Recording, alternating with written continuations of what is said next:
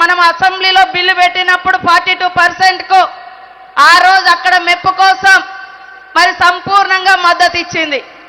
ఈరోజు కేంద్ర ప్రభుత్వం ఆ బిల్లును ఆమోదింప చేయాల్సినటువంటి బాధ్యత కేంద్రం చేతిలో ఉంది, రాష్ట్రంలో ఉన్నటువంటి బీజేపీ ఎంపీల చేతిలో ఉంది.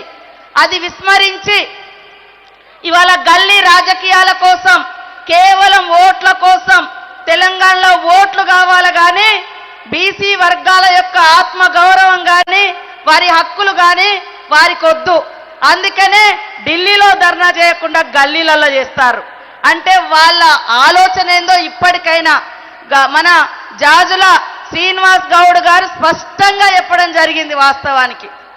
సో వాళ్ళు కేవలం ఓట్ల కోసం కులాల మధ్య, మతాల మధ్య, ప్రాంతాల మధ్య విభజన తప్ప, ఆ విభజన రాజకీయాలు కేవలం వాళ్లకు ఓట్ల కోసం, బీజేపీ ఓట్ల కోసం తప్ప ఈ అట్టడుగు వర్గాలకు సామాజిక న్యాయం కోసం కాదు అనేది ఇప్పటికైనా మన అణగారిన వర్గాలు గుర్తుపెట్టుకోవాల్సిన అవసరం ఉంది.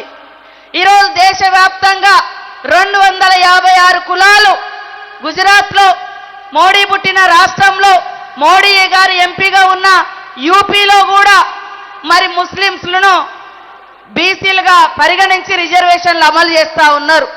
256 కులాలకు ముస్లింస్ను బీసీలుగా పరిగణించారు. ఈ రోజు ఇక్కడ బిల్లు ఆమోదించకుండా ముస్లింస్ పేరు చెప్తా ఉన్నారు. అయ్యా, ఏ ఒక్క ముస్లిం క్యాస్ట్ను కూడా ఈ రోజు రేవంత్ రెడ్డి గారి ప్రభుత్వం చేర్చలేదు ఈ రిజర్వేషన్లో. తరతరాలుగా ఎవరైతే వెనుకబడి ఉన్నటువంటి ముస్లింస్లను బీసీలుగా ఉన్నారో వాళ్ళనే ఈ కులగణనలో బీసీలుగా పరిగణించారు తప్ప కొత్తగా చేర్చింది లేదు, తీసేసింది లేదు. అంటే మీ విభజన రాజకీయాలు ఎంత వికృతంగా ఉన్నాయో అర్థం చేసుకోవచ్చు.